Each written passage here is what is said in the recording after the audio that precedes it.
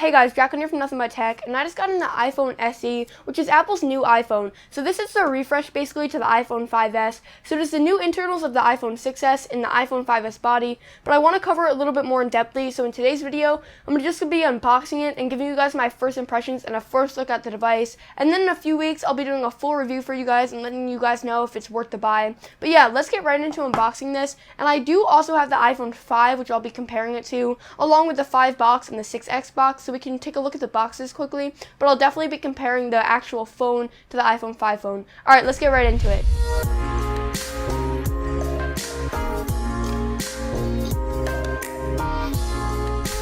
So before we actually look at the phone, I just want to take a quick look at the iPhone 5 box. So this is now a few years old, but basically it had an all black box for the space gray model here, and then it just had a little portrait of the phone on the front of it. Nothing really that complicated, and it looked pretty nice, but I definitely like the new iPhone 5S box better, which is right over here.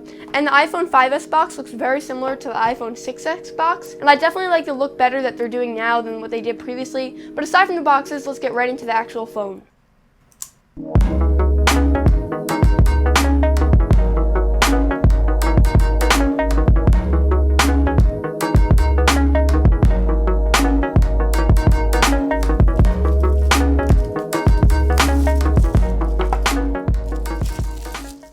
Okay guys, so just quickly going over the box. On the front, we just have a picture of the phone, and then on the back, we just have the information of the gigabyte version. And I just want to address this quickly. You guys can get the 16 gigabyte model for only $399, which is significantly cheaper than the iPhone 6S and many other Apple flagships. And then you can get the 64 gigabyte model, so triple the storage for only $100 more at $499. So if you're going to get the iPhone SE, I would highly recommend getting the higher storage model because it does shoot 4K video. And if you want to shoot any video or you want to download applications, watch movies, etc., for 100 extra bucks, it's definitely worth it to get 3 times the storage. Alright, with that said, let's pop open this box.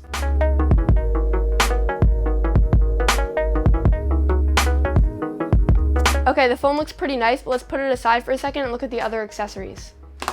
Okay, so just popping this piece out, this piece right over here holds like manual information, nothing much in this, so we won't take a look at this. It's just a typical how-to setup and stuff like that. But let's take a look at the other accessories. So we have the wall wart over here, the 1-meter lightning cable, and then the typical Apple EarPods. Hoping to see a refresh on these on the iPhone 7, but they will do for now. And for $399, it's actually nice that you get all those accessories with an iPhone. Normally iPhones can run anywhere from $600 to $1,000 depending on the storage model, but this is very nice. You're getting the specs and internals of the iPhone 6S, or at least most of them, and you're getting it for $399 in a smaller form factor. So this is definitely nice for the reluctant people that have the iPhone 5 and they don't want to upgrade to the iPhone 6S because of the bigger screen size, but they want a performance boost. This is definitely going to be the go-to phone for them. So anyways, let's take a closer look at the phone and just put all this aside. Okay, first things first, let's do my favorite part of the unboxing and take off the plastic wrap.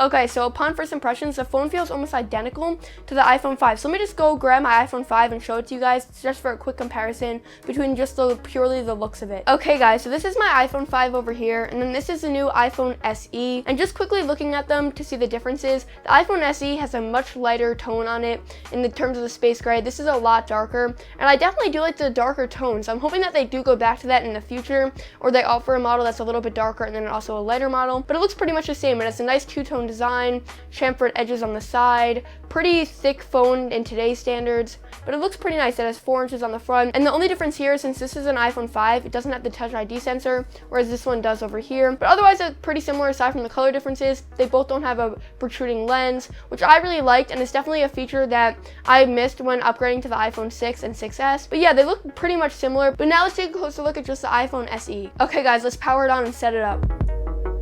Definitely feels weird having the power button on the top of the device. I'm so used to having it on the side now, but this phone is small enough that you could definitely do it. And just on first impressions in the hand, it feels so small in comparison to like my Galaxy S7 Edge, which I'll pull from right over here. It just looks significantly smaller for sure, and it's definitely nice that they offer like a smaller phone, because a lot of people are not going to want a big phone like the Galaxy S7 Edge, but the size difference is crazy, and this is actually smaller than the iPhone 6 Plus, so the difference between the 6X Plus and the SE will definitely be big. But let's take a closer look at the SE now and just set it up. Okay guys, so just typing on the keyboard, it feels really weird. The keys feel significantly smaller, and I'll do a quick typing test in this video, but it feels like I'm always hitting the wrong keys, and I definitely have to watch myself hit the keys, whereas I used to be really fast typing on the iPhone 5. The keys feel really small now. Okay guys, so now the phone is just activating, so I'm going to be putting in my SIM in it, and I'm going to be using it as my main phone and then giving you guys a review of it. But yeah, the phone looks pretty good, and it feels really, really light in comparison to what I've been used to, which is the iPhone 6S when I'm using an iOS device, or even like the Galaxy S7 Edge, which I've been using for the past few days. It feels really, really light in hand, and it also feels really comfortable, which I was not expecting. I was expecting it to feel really small and uncomfortable, but the chamfered edges feel great. This is not a slippery phone at all, and it's definitely a welcome change over the iPhone 6S, which is bigger and curved and slippery. This feels really nice. So let's just set this up, and then I'll show you guys what the screen looks like and my first impressions on it. Okay guys, so let's just pop out this tray and put in my SIM card, and then we'll get it all booted up and set up.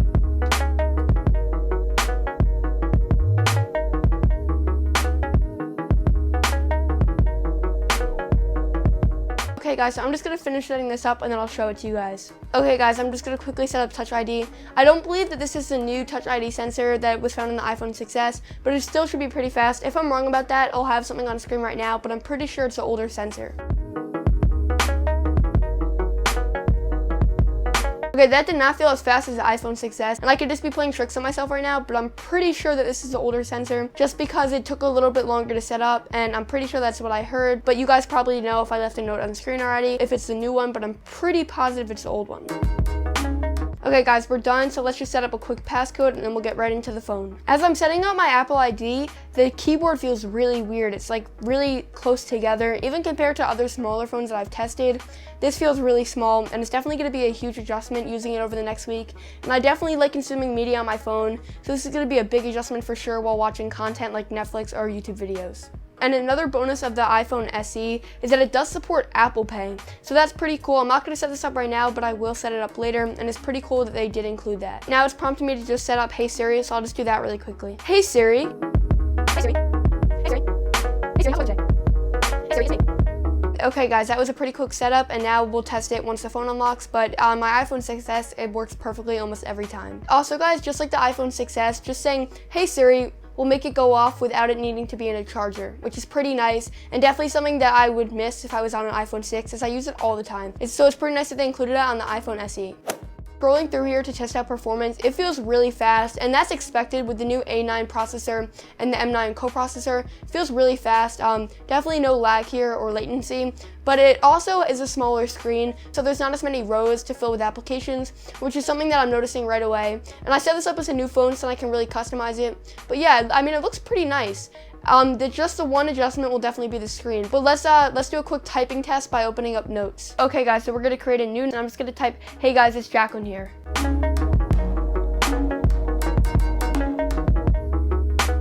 Okay, let's see how well I did. So I actually got, hey good, it's Jacqueline here. That's actually pretty good. I'm a little bit impressed with myself, unless it autocorrected to good. The keyboard is definitely an adjustment though. Compared to a keyboard on most other devices, it's definitely really small. And for people that are already on the iPhone 5, this will be an easy transition because the screen size is the same.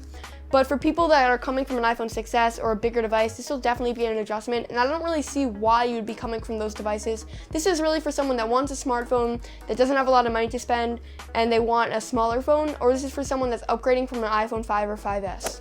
And just looking quickly at the screen, it's the same screen that was on the iPhone 5, so it's 326 pixels per inch. It is not a 1080p panel by any means, it's not even 720p, but it still keeps the Retina display that Apple claims at 326 pixels per inch. And it looks pretty good. The colors are vibrant, but they're also accurate. It looks the same as the iPhone 5 and 5S's screen, but that's not saying it's bad, it's pretty good. And for $400, it's definitely a good screen, but I would have liked to see at least 720p. Another feature that did not make its way to the iPhone SE from the iPhone 6S is 3D Touch. So this phone phone does not include 3D touch, and it's not a huge deal if you weren't on the iPhone 6s and you haven't gotten used to 3D touch. And I understand why Apple had to cut it because they're cutting the price tag significantly from the iPhone 6s. So it's not a huge deal, and it's definitely one of those features that I'm happy that they cut instead of like the camera on the back or something. But speaking of the camera, they did cut the camera on the front. So instead of being a 5 megapixel sensor, it is a same 1.2 megapixel sensor. So it still works fine, but it's definitely lacking in megapixels in this case. And the iPhone 6s megapixel sensor of 5 megapixels was a huge improvement. So I'm a little bit disappointed that they couldn't include that. But then again, for Snapchat or other things like that, this 1.2 megapixel sensor will be fine. In terms of speed, loading up a website is extremely fast. On first impressions, of course, but the phone just feels really fast overall. Let's just look up Nothing But Tech 88 if I can spell it right. And like I was saying before, I made a lot of spelling mistakes as the keyboard is really hard to type on. So just loading up my webpage, the phone is pretty fast and it's really easy to hold in one hand, which is something really nice. It's definitely a big convenience over other smartphones, but let's just load up my best tech under 100. And if you haven't checked that one out, here's a shameless plug, go check it out, card above and a link down below. But let's open that video up. And one more quick note, just like on the iPhone 5s, even though it has 2 speakers on the bottom, only one of them actually projects sound, and that's the one right here on the right side. But it does sound pretty nice, and it does sound almost the same quality as the iPhone 6s, if not a little bit better, as it does get a little bit louder than the iPhone 6s, and it sounds a little bit less tinny. Okay, let's play this quickly. So you can change bulbs via grouping, but you can also control just one bulb, which can be very useful in a lot of scenarios. Okay, so in terms of how it looked and how it sounded, it actually sounded really nice. In the first few seconds that I listened to it, I thought it wasn't a lot better than the iPhone 6s, but now I'm going to say straight out, it is a lot better than the iPhone 6s. It just gets louder and it feels a lot less tinny. Just about my first impressions, I could be completely wrong here. For some reason, it just sounds better. I'm not sure if they're using the same speaker, but maybe this one's positioned slightly differently. I don't know why, but it sounds a little bit better. The screen looks pretty nice. 4 inches for a phone is definitely not the ideal phone size in order to consume media, but it looked fine. And although it only is 326 pixels per inch, it still looks pretty nice, and the blacks are really dark, the colors are really vibrant, so it looked pretty good.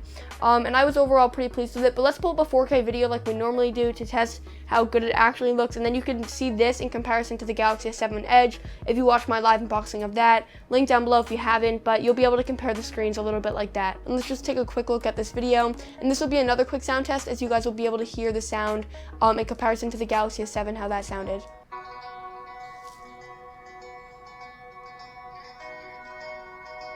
Okay, the screen looks really nice. The colors really pop, especially in this little demonstration. You can definitely see the colors popping. Looks pretty nice. Alright, so the last thing I want to touch upon in this quick first impressions is just getting used to the size, because the size is the main factor here. That's the main reason why they made that phone. And I want to touch upon how I think that this is the perfect size for like holding it in your hand. Like I said before, it just feels so good. You can just quickly slip this into a pocket, go. So easy. I actually really miss this size. If only there was a way to have this phone at this size, and then when you wanted to use it, have the screen somehow expand. I've been thinking about that idea for years, like having this phone be really small or having the device be really small, and then when you need it to expand, it's just expanding to the right size that you want it at. And I know that we don't have that yet, and we probably won't have that for at least 10 years. But this feels like the perfect size to just run and gun, to travel with. It's just really easy to slip into any pocket. And actually, Jonathan from TLD put 4 of them in his jean pocket, and it looked fine. So these are like the perfect size for traveling and just holding in one hand for one-hand use. So if you don't care about screen size being big to consume media, then the 4 inches should be pretty good. And overall, even though it didn't get like a design change, I really like this two-tone design. I actually liked it a lot more than the iPhone 6 design at first, because I just really liked how they hid the antenna bands better, and I loved it in the space gray. And I loved the chamfered edges as well, as it gave the phone a lot of grip. But yeah, I'm gonna end this video here to basically sum up this phone. It's the internals of the iPhone 6s, or most of them at least, in the iPhone 5s body, and I have nothing wrong with that. Just like the 6s was to the iPhone 6, this is basically the S model to the iPhone 5s. So they called it the iPhone SE, which I'm pretty sure stands for iPhone Special Edition, and that's exactly what it is. This isn't a phone for everyone. This isn't like if you have the iPhone 6s, you would upgrade to this. This is not the upgrade. This is the upgrade to people that had the phones a few years ago, or for new people that just want a phone that's small. That's basically what this phone is, and I would highly recommend it for that. So yeah, if you're just looking to get into iOS, but you don't have a lot of money to spend, and you don't really care about screen size, then this is probably the phone I would recommend for sure. But yeah, leave your comments down below. What do you guys think of this phone? Do you guys think it was a complete flop? Should they not have made it? Or do you guys think you might actually consider buying it, or you would recommend it to like your grandma or someone that just wants to get into the iOS ecosystem, or someone that wants a small phone? Let me know in a comment down below. And if you guys want to see the review of the iPhone SE, be sure to subscribe so you get notifications of the phone. And with all of that said, I'll catch you guys in the next video. Thank you guys all for watching. Bye.